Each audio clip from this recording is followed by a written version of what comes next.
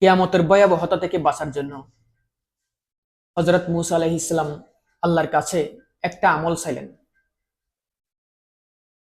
হযরত মূসা আলাইহিস সালাম যখন আল্লাহর কাছে আমল চাইলেন, আল্লাহ পাক বললেন, হে মূসা, তুমি লা ইলাহা ইল্লাল্লাহ পাঠ করো।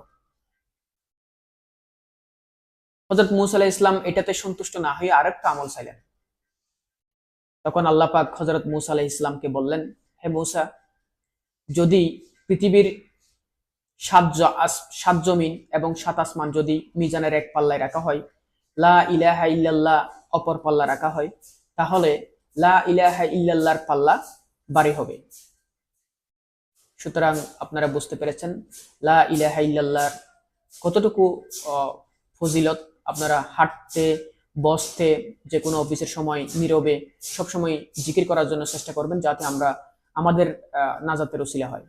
ভালো থাকবেন সবাই। আসসালামু আলাইকুম।